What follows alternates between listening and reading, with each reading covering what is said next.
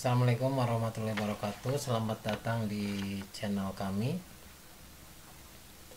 Pada video kali ini kita akan membicarakan tentang akuarium dan seluk-beluknya, jadi termasuk juga apa aja yang dibutuhkan untuk sebuah akuarium. Terus ikan apa aja sih yang cocok untuk akuarium tersebut. Jadi pada waktu itu saya itu ingin mempercantik atau memperindah salah satu sudut ruangan. Jadi waktu itu saya terpikir untuk membeli satu akuarium atau menempatkan satu akuarium di ruangan tersebut. Saya tidak ingin akuarium itu terlalu besar. Jadi waktu itu saya memikirkan bahwa akuarium itu cukuplah dengan ukuran sekitar 50 cm gitu, panjangnya 50 cm. Akhirnya setelah mencari kesana kemari gitu kan, akhirnya saya memutuskan untuk membeli sebuah akuarium dengan ukuran panjangnya 40 cm, lebarnya 25 cm, serta tingginya itu 28 atau 30 cm.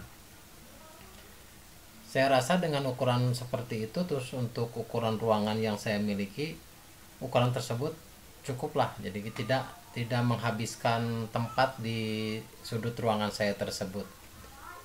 Terus pertimbangan yang kedua, kenapa saya selain ukurannya yang tidak terlalu besar juga adalah bahan yang saya gunakan untuk akuarium itu tidak terlalu berat, terus aman juga karena masih ada lalu lintas orang atau anak-anak ya di ruangan tersebut. Jadi saya memutuskan waktu itu untuk membeli akuarium dari bahan akrilik. Jadi tidak menggunakan bahan gelas atau bahan kaca. Jadi keunggulan bahan akrilik ini adalah pertama dia ringan. Terus kalaupun pecah atau retak itu pecahannya itu tidak tersebar kemana-mana. Jadi itu relatif lebih aman untuk akuarium yang saya miliki. Akhirnya saya memutuskan untuk membeli akuarium dari bahan akrilik tersebut dengan ukuran 40 cm kali 25 cm kali 28 cm. Waktu itu saya membeli akuarium tersebut dengan harga sekitar Rp80.000. Jadi termasuk harga yang cukup terjangkau lah ya, dengan harga 80.000 tersebut gitu kan. Nah, untuk sebuah akuarium yang saya miliki ini itu udah dalam artian lengkap semuanya. Jadi udah ada filternya, udah ada mesin pembuat gelembungnya, udah ada juga lampu LED-nya, serta ada background. Kalau diperhatikan itu ada background, itu cover background yang ada gambar tumbuhan. Nah, itu udah saya beli dalam bentuk paket lengkap, dan itu harganya masih di bawah Rp200.000 untuk paket lengkap tersebut.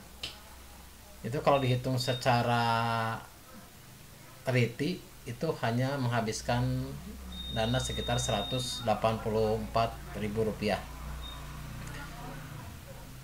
Nah, setelah akuarium yang saya miliki tersebut, kita juga bicara mengenai pendukung yang lainnya, yaitu mesin gelembung. Jadi mesin gelembung udara ini sangat penting untuk menghasilkan oksigen yang dibutuhkan oleh ikan yang nanti akan ditempatkan di akuarium tersebut gitu kan. Karena ukuran akuariumnya itu tidak terlalu besar, akhirnya saya membeli atau memilih mesin yang membuat gelembung udara itu ukuran yang kecil. Kalau dilihat atau dibilang itu ukuran yang paling kecil, dan itu harganya untuk mesin gelembung udara itu kurang lebih sekitar 35.000-an lah. Jadi saya membeli di angka Rp35.000, dan itu adalah faktor yang penting gitu kan untuk sebuah akuarium. Faktor lain yang tak kalah pentingnya adalah filter. Kalau diperhatikan di akuarium yang dilihat di video ini, itu di bagian pojok sebelah kiri bawah itu ada spons atau busa yang berwarna abu-abu itu bentuknya lingkaran, itu adalah filter. Jadi untuk menyaring kotoran-kotoran agar airnya itu tetap dalam keadaan jernih. Jadi seperti ini kan dalam airnya dalam posisi yang jernih gitu kan. Dan kotorannya kalau diperhatikan secara lebih teliti atau lebih detail, itu kotorannya itu berada di bawah.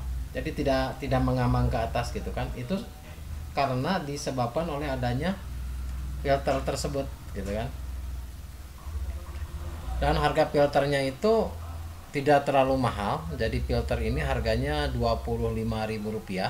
Jadi saya beli di toko ya, tempat saya beli akuarium ini gitu kan. Terus untuk hal lainnya yaitu lampu LED. Jadi lampu LED yang saya beli ini rupanya bisa ditempatkan di berbagai jenis ukuran akuarium.